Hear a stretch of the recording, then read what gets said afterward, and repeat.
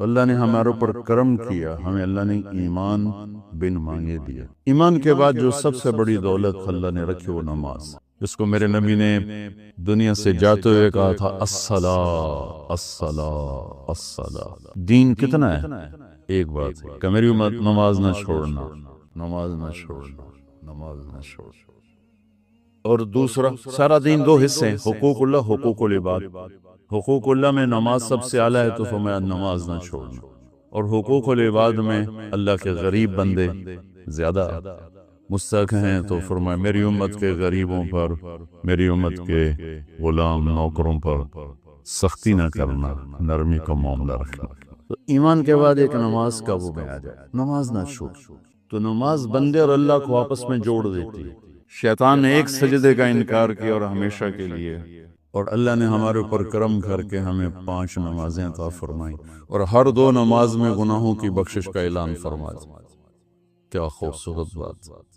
عشاء کی نماز باجماعت پڑھے اور فجر کی باجماعت پڑھے تو ساری رات تہجد کا ثواب لکھا جاتا ہے۔ کیا زبردست بات!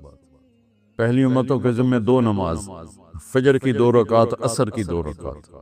ہمارے ذمہ 5 ہیں، اور ہر 2 نمازوں کے درمیان کے سارے گناہوں کی بخشش کا۔ ساری شریعت زمین پہ اتاری، نماز کو عرش پر بلا کر سامنے کھڑا فرما کر کہا آپ کی امت کو 50 نمازوں کا تحفہ دیتا۔ ہمارے نبی تسلیم و رضا کا وہ مقام تھا، ایک دفعہ نہیں کہا پڑھیں کہ میں پڑھیں گے، 50 کون پڑھے گا؟ لبیک یا اللہ، حاضر یا اللہ۔ وہ تو اللہ نے کرم فرمایا، بیچ میں موسیٰ علیہ السلام کو کھڑا کیا، 5 پھر 5 پھر کٹھی 45 کیوں نہیں اڑا چھڑی؟ موسیٰ علیہ السلام بھی آپ پہ نہیں کھڑوتے، اللہ کھڑا کیتا کہ میرا محبوب تک گل ہی نہیں کی تھی، 50 لے کے جاندہ پہ ہے، پڑھنیاں 5 کہیں نہیں تھے تو 50 لے جانتا۔ تو موسیٰ علیہ السلام کو اللہ نے کھڑا کیا۔ یا رسول اللہ، ملاقات ہوئی، کہا کیا ہوا؟ کہ 50 نمازیں کا توبہ کیا پڑھنی ہے انہیں، اللہ دھنا منو پیچھا جاؤ، تھوڑی کرواؤ۔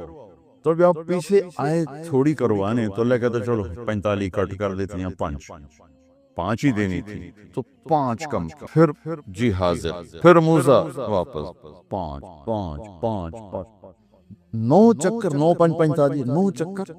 اگرچہ 1 سیکنڈ میں پہنچ رہے تھے، لیکن چھٹے آسمان سے سدرۃ المنتہا لاکھوں کروڑوں اربوں سال کا سفر بنتا ہے اگر ہم اپنے پاؤں سے چلیں۔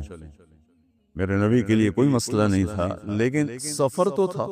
اور جب 5 رہ گئے تو موسیٰ علیہ السلام نے پھر عرض کی یا رسول اللہ ایک واری ہور جاؤ جو۔ فرمایا 5 کٹ دیے بھائیاں، یہ 5 بھی اٹھ گیا تو میری امت پلے کی رہ گیا؟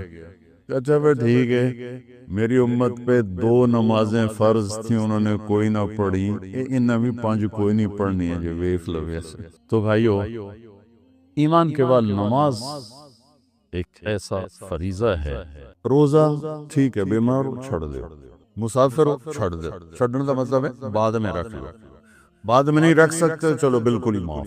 زکوٰۃ مالدار پر ہے، غریب پر نہیں۔ حج مالدار بھی ہو، صحت مند بھی ہو تب ہے، ورنہ مالدار پر بھی کوئی نہیں۔ صرف نماز ایسی ہے جسے نماز نہیں چھوڑ سکتے، ہر حال میں پڑھنا۔ جیسے میرے نبی کے نواسے نے کربلا میں پڑھ کے دکھائی، اس ساری دنیا کے انسانوں کے لیے دروازہ بند کر دے جی، کہ میں پڑھیے تھے پڑھی نہیں جاندی، کہ میں پڑھیے تھے پڑھی نہیں جاندی، دروازہ بند کر۔ انسانی تاریخ میں ایسا واقعہ نہ ہوا، نہ ہوگا، نہ آئے گا، نہ ایسا پاکیزہ خون ہوگا کسی کے پاس، اور نہ ایسے وہ زمین کو سیراب کرے گا۔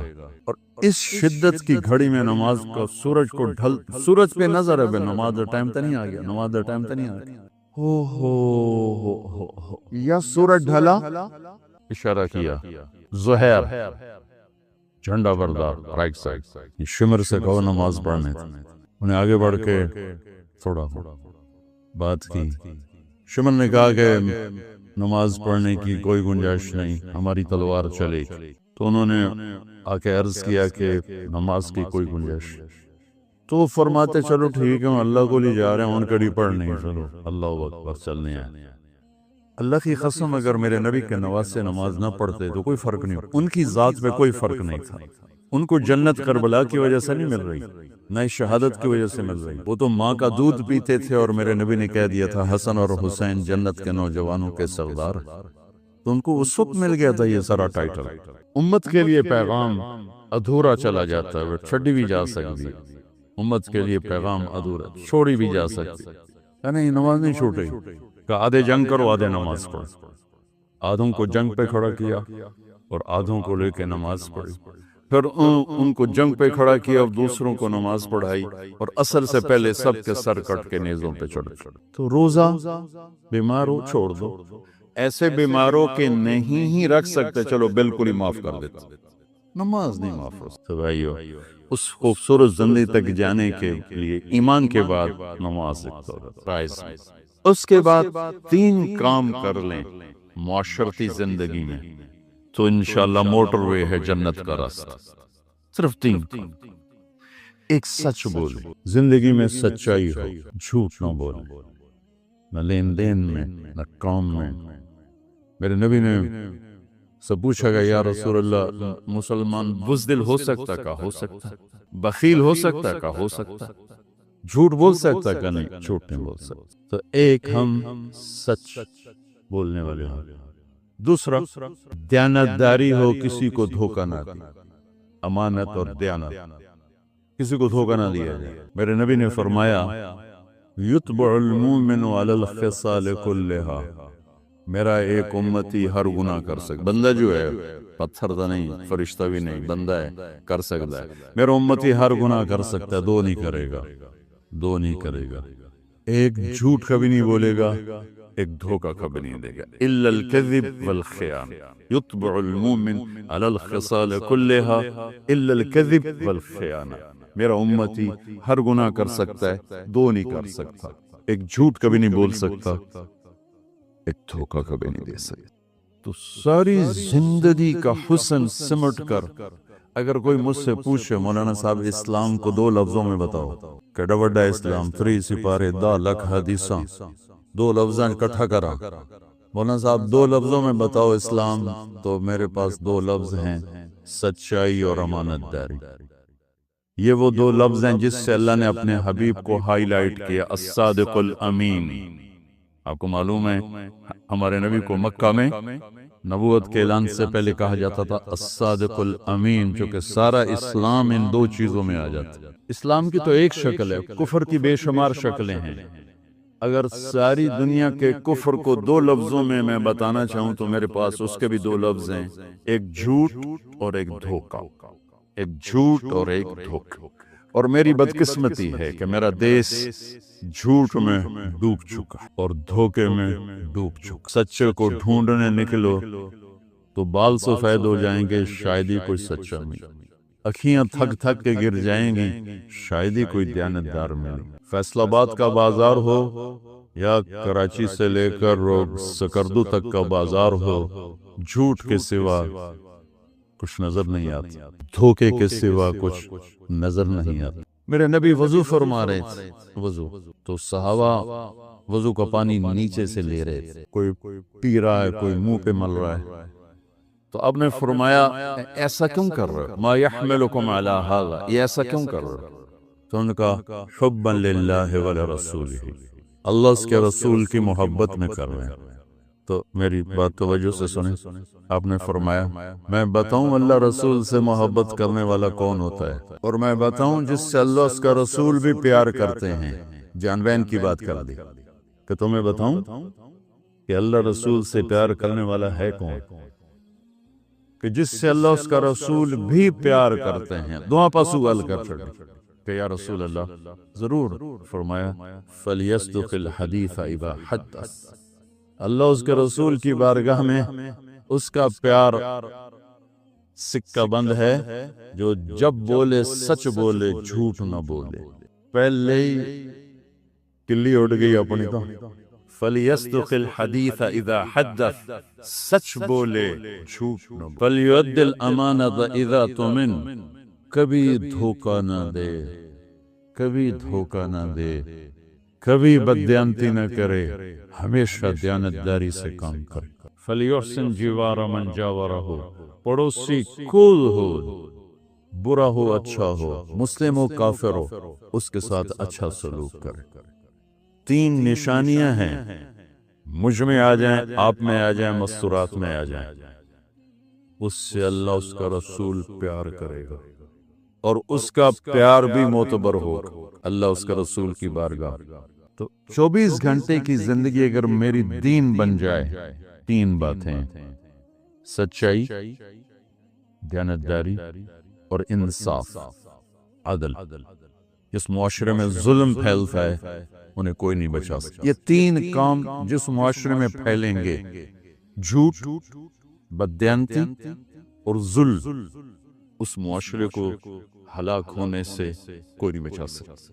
جس معاشرے میں 3 خوبیاں پھیل گئیں، سچائی، دیانتداری اور انصاف، اس معاشرے کو ہلاک کوئی نہیں کر سکتا۔ یہ معاشرہ ضرور کامیاب ہوگا۔ اگر غیر مسلم ہے تو دنیا میں عزت سے رہے گا، اور آخرت میں تو ایمان پر ہی فیصلہ ہے۔ اور اگر مسلمان ہے تو دنیا میں بھی عزت پائے گا، آخرت میں بھی عزت پائے گا۔ اور اگر جھوٹ ہو، ظلم ہو، بددیانتی ہو، تو یہ معاشرے میں، اس معاشرے میں رہنے والا مسلم ہو یا کافر ہو، وہ ذلیل ہو جائے، خوار ہو جائے، اس پہ عزت نہیں۔ تو میرے بھائیوں، اللہ تعالیٰ میرے دیس کو، مجھے سب سے پہلے ہمیں اپنی ذات سے تبدیلی کو شروع کرنا چاہیے کہ اللہ، میرے اور اللہ کے درمیان تھوڑا سا وقت اللہ نے مانگا۔ 5 نمازوں کے لیے کتنا وقت چاہیے؟ جی پڑھی نہیں دیں، کتنا وقت چاہیے؟ لیکن بندوں کے ساتھ معاملے کے لیے 24 گھنٹے کا وقت چاہیے۔ ہمیشہ سچ بولو، ہمیشہ دیانتداری کا معاملہ کرو، ہمیشہ انصاف کا دامن ہاتھ سے نہ چھوڑ، چاہے خوشی میں ہو، چاہے غصے میں ہو، چاہے ناراضگی میں ہو، چاہے کسی سے رنجش ہے، نہ سچائی کا دامن چھوٹے، نہ دیانتداری کا دامن چھوٹے، نہ انصاف کا دامن چھوٹے۔ ہمارے بزرگ سے ساتھی فوت ہو گئے، تو ان کا بیٹا پی اے میں کیپٹن تھا، جہاز اڑاتا تھا۔ تو انہوں نے کہا بیٹا نماز پڑھ لیا کر۔ کہا ابا فرصت نہیں ملتی، بہت کام ہوتا۔ کہا اچھا چلو نماز کے وقت ایک آدمی کو دعوت دے دیا کر، 5 نمازیں ہیں، 5 دفعہ دعوت دے دیا کر۔ وہ کہنے لگا میں دعوت دوں؟ خود تو میں پڑھتا نہیں، دوسرے کو کیسے دعوت دوں؟ کہا بیٹا ایک تو میری مان لے، نماز کا انکار کیا ہے تو یہ تو مان لے کہ چلو کسی کو کہہ دیا کر کہ بھائی نماز پڑھا کرو۔ کہا چلو یہ تو آسان ہے، میں کہہ دوں گا۔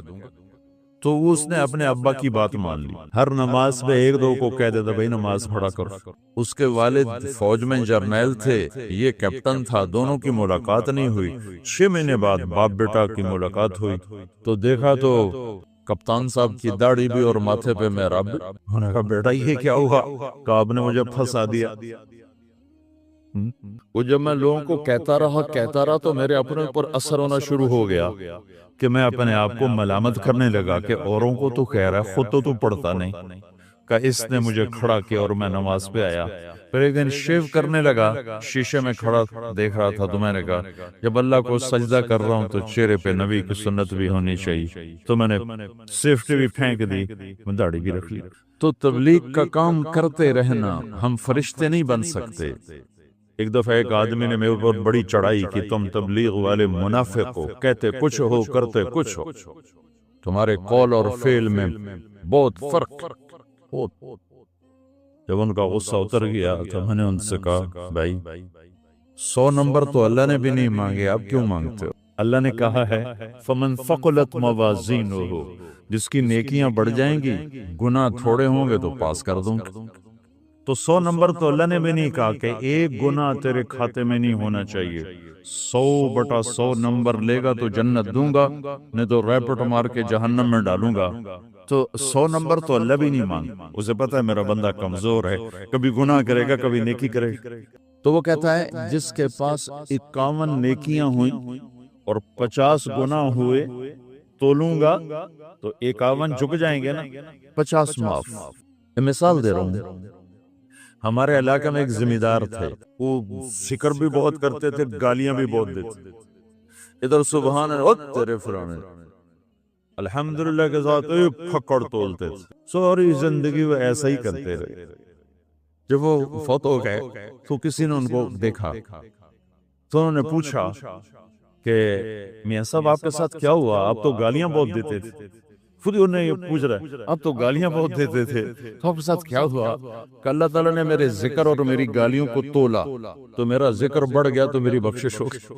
اللہ نے بھی کاؤنٹنگ رکھی ہے، پرفیکشن مانگی نہیں. اگر اللہ پرفیکشن مانگتا تو پھر آپ کہتے تم کرتے کچھ ہو کہتے کچھ ہو.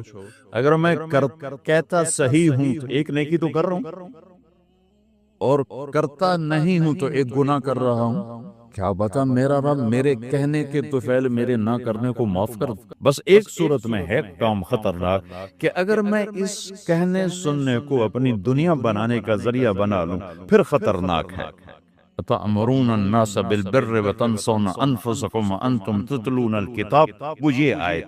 لیکن اگر میرے اندر اخلاص ہے تو پھر میں انسان ہوں، کبھی اچھا کروں گا کبھی برا کروں گا، لیکن میرے ذمہ صدا لگانا ہے. تو بھائیو اس تبلیغ کے کام کو کرتے رہنا، کرتے رہے. اس سے ایمان بنتا ہے، ایمان سے دین وجود میں آتا ہے. دین کے دو حصے ہیں، ایک عبادات ہے جس میں نماز سب سے اہم ہے. پھیری پہ ہو گھر پہ ہو نماز نہ چھوڑو. رمضان کے روزے ہیں، اللہ پھر رزق زیادہ دے دے، حج کرو، زکوٰۃ دو. لیکن عبادات بڑی محدود ہیں اور اس میں کثرت اللہ نے مطالبہ بھی نہیں کیا، بلکہ اللہ تعالیٰ نے اس میں اعتدال ہی کو پسند فرمایا ہے. اللہ تعالیٰ نے اپنے ہمارے نبی لمبی لمبی نمازیں پڑھتے تھے تو اللہ تعالیٰ نے روک دیا کہ ما انزلنا علیک القرآن لتشقی، میرے نبی میں نے تمہیں قرآن اس لیے نہیں دیا کہ تو لمبی لمبی نمازیں پڑھ کے تھکتا رہے. درمیان نہ چل، درمیان نہ چل. اللہ کے نبی نے تبلیغ میں زیادہ زور دکھایا تو اللہ نے اس پر بھی کہا فلا تذهب نفسك عليهم حسرات، اتنا غم نہ کیا کر کے تو خود ہی ہلاک ہو جائے. نہیں، ایسا نہ کر. تو عبادات محدود ہیں اور اس میں اعتدال مطلوب ہے. سارا دن مصلی پہ بیٹھنا یہ اللہ نہیں دیکھنا چاہتا. اللہ یہ دیکھنا چاہتا ہے کہ تو باہر جا تاکہ میں دیکھوں کہ اب تو کیا کرتا ہے. دوسرا حصہ اس کا اخلاقیات، آپس کی معاشرت ہے. دین جو اثر انداز ہوتا ہے وہ معاشرت سے اثر انداز ہوتا ہے، عبادت سے نہیں. عبادات سے نہیں. عبادت تو مسجد کے اندر ہے یا مصلی پر گھر کے اندر ہے، روزہ اندر کی چیز ہے، حج بیت اللہ میں ہے، زکوٰۃ مسلمان کو دی جاتی ہے. تو دنیا میں دین پھیلنے کے لیے اور اپنوں کو دین کے قریب کرنے کے لیے جو سب سے بڑا عمل ہے وہ بھائیو اچھے اخلاق. یہ دوسرا حصہ میں آج بیان کرنا چاہتا ہوں. اللہ کے نبی نے فرمایا ایو عرل اسلام اوثق، مجھے بتاؤ اسلام کا سب سے مضبوط عمل کیا ہے؟ تو صحابہ نے کہا الجہاد. یا رسول اللہ جہاد. اسلام کا سب سے مضبوط عمل کیا ہے؟ صحابہ نے کہا جہاد. تو آپ نے کہا وحسن وما هو به، ہاں ہاں جہاد بہت اچھا عمل ہے لیکن سب سے بڑا عمل نہیں ہے، سب سے مضبوط عمل نہیں ہے. انہوں نے کہا جی الصلاۃ، نماز. تو ہم نے کہا ہاں وحسنۃ وما ہی بہا، نماز بھی بہت اچھی چیز ہے لیکن وہ نہیں جو میں پوچھ رہا ہوں. سب سے اعلیٰ، سب سے اوپر، سب سے مضبوط نہیں. انہوں نے کہا جی الحج، حج. تو آپ نے کہا حج بھی بہت اچھا عمل ہے لیکن وہ نہیں جو میں نے پوچھا ہے. پھر صحابہ نے کہا جی روزہ، آپ کا روزہ بھی بہت اچھا ہے لیکن وہ نہیں جو میں نے پوچھا ہے. تو پھر صحابہ نے کہا یا رسول اللہ پھر آپ ہی بتائیں، ہمیں تو نہیں پتا. تو ہمارے نبی عبادات سے اوپر لا رہے ہیں، اپنے ساتھیوں کو عبادات پہ قائم کر دیا. ہر آدمی نمازی بن چکا ہے، ہر آدمی روزے دار بن چکا ہے، ہر آدمی مالدار زکوٰۃ دینے والا بن چکا ہے، اور ہر آدمی حج کا جذبہ پیدا کر چکا ہے. اب آپ ان کو اخلاق پہ لانا چاہتے ہیں چونکہ اسلام کی تکمیل اخلاق سے ہے. اسلام کو تشبیہ دی گئی ہے گھر کے ساتھ، بنی الاسلام علی خمس. تو بنیا کا لفظ عمارت پر بولا جاتا ہے. تو اسلام کی بنیاد میں ہے کلمہ، نماز، روزہ، حج، زکوٰۃ. اگر اس مسجد کی بنیادیں بھر دی جائیں تو اس کو مسجد تو نہیں کہیں گے نا. ہاں جی بنیادیں ڈال دی ہیں، چھت ڈالنی ہے. جب چھت پڑے گی تو پھر یہ مسجد کہلائے گی. تو اسلام کی بنیاد قائم ہو چکی تھی، اب آپ چھت ڈالنا چاہتے تھے. چھت کیا ہے؟ وہ اچھے اخلاق ہیں. تو اب آپ ان کو اوپر لا رہے ہیں، اوپر لا رہے ہیں. تو آپ نے جب پوچھا تو انہوں نے وہی کہا جو انہوں نے ابھی سیکھا تھا، نماز، روزہ، جہاد، حج. لیکن آپ نے سب کی نفی کر دی، نہیں یہ بھی نہیں، یہ بھی نہیں، یہ بھی نہیں، یہ بھی نہیں. اچھا یا رسول اللہ آپ بتائیں. تو آپ نے فرمایا ان اوثق غر الاسلام الحب للہ والبغض للہ، اسلام کا سب سے مضبوط عمل وہ آپس میں اللہ کے لیے محبت کرنا ہے. اسلام کا سب سے مضبوط عمل وہ آپس میں اللہ کے لیے محبت کرنا ہے. اسلام کا سب سے مضبوط عمل وہ محبت ہے. اللہ کے لیے بغض ہے، اللہ کے لیے محبت ہے، یہ اسلام کا سب سے مضبوط عمل ہے. تو بھائیو، یہ چھوٹا سا معاشرہ اسلامی بن جائے، اس کے لیے بنیاد میں نے پہلے بتا دی، اب چھت بتا رہا ہوں، وہ ہیں اچھے اخلاق. اللہ تعالیٰ نے جب ہمارے نبی نے نماز لمبی پڑھی تو اللہ نے کہا درمیانی پڑھو. میں نے ابھی بتایا تبلیغ میں دکھ زیادہ جھیلا تو اللہ نے کہا درمیانہ چلو. لیکن جب اللہ کے نبی نے اخلاق بلند کیے، اخلاق، تو اس پر بھی اللہ تعالیٰ فرماتا میرے نبی ذرا اتنا نرم نہ ہو، تھوڑا سا سختی دکھا، آنکھیں دکھا، تھوڑا شوشاں کر. تو میرے رب نے کیا کہا؟ واہ، میرے رب نے آپ کے اخلاق کی جیسی تعریف کی ہے، آپ کے کسی عمل کی ایسی تعریف نہیں کی. نماز کو کہا معتدل، اعتدال، دعوت کو کہا اعتدال، اور اخلاق کو کیا کہا؟ انک لعلی خلق عظیم. اور اس کو طاقت پہنچائی قسم اٹھا کے، نون، پھر قسم اٹھائی قلم کی جو علم کا ذریعہ ہے، والقلم وما یسطرون، مجھے قسم ہے قلم اور اس کی تحریر کی. ما انت بنعمت ربک بمجنون وان لک لاجرا غیر ممنون. ان دو آیتوں کو چھوڑ کر اگلی جو آیت آ رہی وانک لعلی خلق عظیم، اے میرے محبوب میں قسم اٹھاتا ہوں قلم اور اس کی تحریر کی، تیرے اخلاق بڑے عالی شان. یہ نہیں کہا تیرے اخلاق بڑے عالی ہیں. انک لعلی، علا، علا کا یہاں بہت عظیم الشان کردار ہے. علا یہ بتا رہا ہے کہ اے میرے نبی، جتنے اخلاق تصور کیے جا سکتے ہیں وہ سب تیرے تابع ہو چکے ہیں، اور تو ان پہ سوار ہو چکا، تو ان پہ چھا چکا. علا چھا جانے کے لیے ہوتا ہے کہ تمام اخلاق تیرے غلام ہو چکے. ایک دفعہ آپ نے فرمایا اچھے اخلاق 360 قسم ہیں، 360 قسم، 360 صفات کا مجموعہ اچھے اخلاق.